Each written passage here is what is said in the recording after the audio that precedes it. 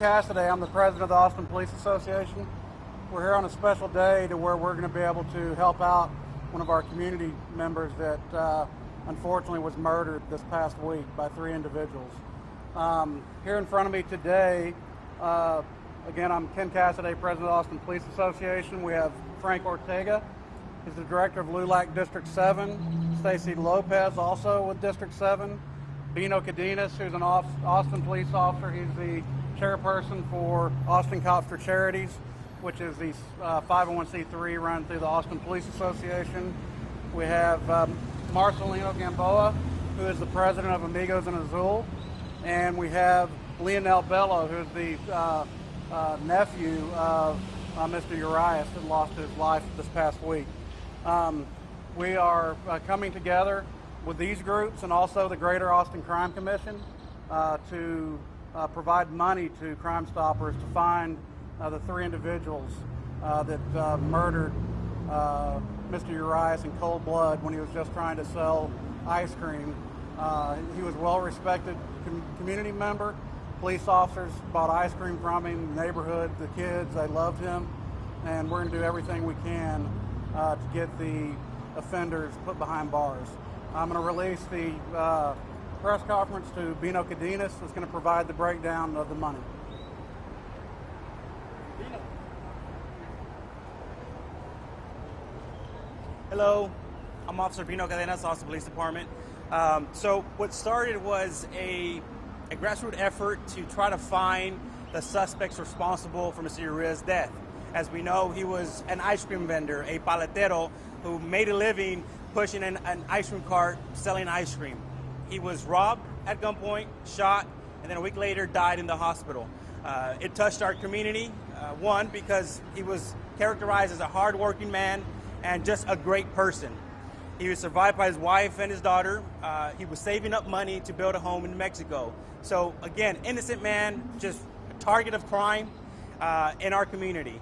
So with the help of these organizations such as LULAC, who has pledged 10,000, Austin Greater Crime Commission, who's pledged another 10,000, Austin Police Association, who has pledged 500, Amigos en Azul, 500, Austin Cops for Charities, 2,000.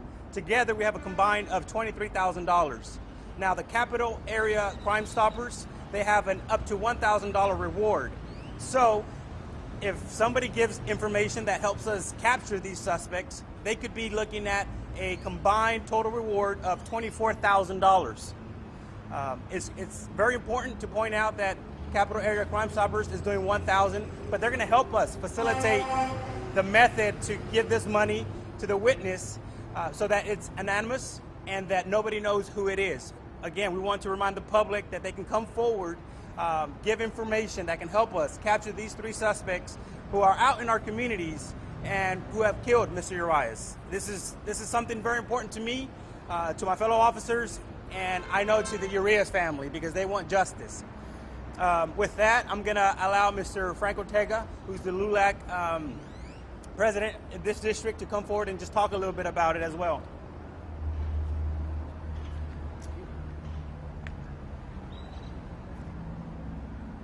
Thank you for showing up. As stated earlier, my name is Frank Ortega, Director of District 7 LULAC. On behalf of our national president, Domingo Garcia, who would be here, but he is on his way, donates $10,000 to any information to this crime that should not have happened to a gentleman who was selling ice cream in a neighborhood. If you have any questions, I'll be here and answer your questions at a later time. Thank you. So we'll open it up to any questions. Anything that you want to ask, can ask. Just also know certain things about the investigation are going to be kept quiet just because while it's still being investigated. Again, homicide detectives have been working day and night on this. So overall, any other questions about how we came together or what we hope to accomplish, you can feel free to ask. You can direct it to any of us.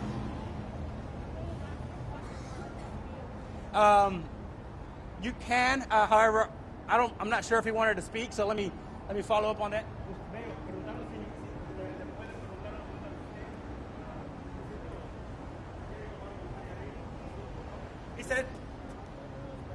He's going to answer in Spanish.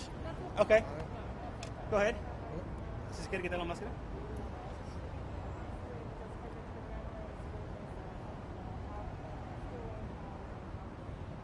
¿Cómo se siente la familia y qué va a recordar de su tío? Pues la familia, la verdad, está muy dolida por lo que le pasó a mi tío y pues la verdad siempre lo vamos a recordar como una buena persona y que siempre trató de salir adelante. ¿Verdad? Así lo vamos a recordar a mi tío porque la verdad nunca fue y nunca le hizo mal a nadie, la verdad. Él siempre trató de trabajar, salir adelante y nunca vamos a acabar de entender por qué le hicieron esto. ¿Qué mensaje tiene para los que andan sueltos, los que lo mataron? ¿Qué puedo decir, la verdad? So Mr. Bello answered that the question was, how would the family remember Mr. Urias? And Mr. Bello said that the family is always going to remember him as a hardworking man, a very nice man who lived his life trying to get by, working every day. He doesn't understand how this could have happened to him. He never did anything foul to anyone. He was humbly a nice man. We're always going to remember him for that. ¿Y cómo sientes tener toda esta ayuda? La verdad me siento muy agradecido, la familia está agradecida por todos los que están apoyando, la verdad, ¿cómo diré? Pues estamos como que nos están ayudando, no sé cómo decirlo, la verdad, pero So the question was, how do you feel that? How does the family feel with all the support that is being provided? He said that the family is very fortunate. They're very thankful for the support and help that they have received from the community. He really can't put it into more of words of how he can explain that, though. A los vecinos donde vendía paletas le decían abuelito, ¿cómo se siente usted que le decían a este abuelito que lo tenía un día acercado a su corazón con los niños? pues la verdad es muy triste porque todos, donde yo vivo, los vecinos, la verdad, todo el tiempo los niños siguen preguntando si el abuelito va a volver a vender paletas y es muy triste escuchar eso de que pues no sabemos cómo decirle que él ya no va a volver a hacerlo y pues la verdad es muy triste, no podemos decir eso a los niños. So the question was, a lot of the small children in the neighborhood that would see him come by will refer to Mr. Urias as Grandpa. How do you feel knowing that the small children would have him so close and call him Grandpa? He said that it's very sad because to this day the kids are still asking if Grandpa's going to come back. And how can you tell a little kid that Grandpa is not coming back? Is what he said. Okay. Un mensaje para los sospechosos. ¿Qué les puedo decir yo? No puedo. No, he can't say anything right now on that. Okay. Para las personas que vieron algo y aún están pensando si deben de hablar con la policía o no. Pues que si hay algunas personas que miraron que pues la verdad pues que no tengan miedo y que pues hablen o que salgan a decir lo que miraron, no sé, queremos saber de ellos, no sé, la verdad, pues que nos ayuden a que esto se haga justicia, que no quede impune, la verdad. Sí, es lo que puedo decir. So the question was, what can you tell maybe witnesses out there who saw this? He said to please come forward, talk to the police, help us, don't be scared. We need justice. La personalidad de su tío, ¿qué es lo que extraña más de su tío? La personalidad, el camino de él. ¿Nos puede expresar lo que siente? La verdad, mi tío siempre pasaba a diario con nosotros en la casa, siempre jugaba con... Yo tengo 2 niños y siempre pasaba jugando con ellos. Y hasta aún mis niños preguntan por él, que dónde está, dónde fue. Y la verdad, pues, es muy doloroso decirles que pues, no lo saben aún porque no les puedo decir que pues, ya no va a volver a jugar con ellos. Y pues la verdad es muy triste. So the question was, what are you going to remember the most about your uncle, and how do you feel? He said that it's something very painful that his uncle would stop by his house every day. He has two small little children. His uncle will play with them all day, every day. And to this day, his little ones ask him, hey, when is uncle coming back? Or when is grandpa coming back? He said it hurts him to tell them that he's not going to come back. And they ask him, well, where did he go? They just don't quite understand what happened. And he's having a hard time explaining to his children that his uncle passed away. All right. That bien? Okay. Say again? His name is Leonel. That's Leonel. Last name Bello, Bello. Nephew. What's the latest in regards to this investigation? Are there any at this point beyond that they're suspect? Well, I can tell you that Homicide has been working day and night. They're canvassing the area. Before Homicide had the investigation, our robbery unit was working on the incident. And again, they were looking at every surveillance camera that was available. It's a very long investigation, but we need the public support. And that is why we're here, and we're increasing the reward so that somebody that knew something or knows something can speak up, and they can do it anonymously so that nobody knows that it came back to them. And that's our mission here, to find the people responsible and ultimately make our community safer. So these are male suspects at this point. Right. The witness information is that there's 3 African American suspects that fled as Mr. Urias was shot. Can you talk to us about some challenges police face in a situation like this where the suspect description is just so broad? How important is that? How important is the tip in this situation? So it's the suspect information is very vague. 3 African American males, and that is why we rely so heavily on surveillance video, witness testimony, anything small that you may think that may have nothing to do with it, may be the breaking point here in this investigation. So our detectives rely heavily on the support of the community to please come forward, say something if you know something. What are you guys gonna do? Are you guys doing anything different after this homicide?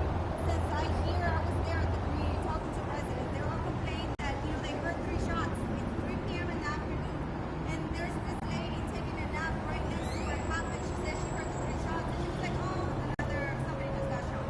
So it's something normal. You guys put something else, patrolling the area a little bit more often. So as far as the tactics and what's going to change, I cannot comment on that, and I'm sure maybe our chiefs or can follow up on that. But it's very important to know that this was a crime of opportunity. They saw Mr. Urias pushing a cart. They thought he had money, so they robbed him. They shot him, and he died.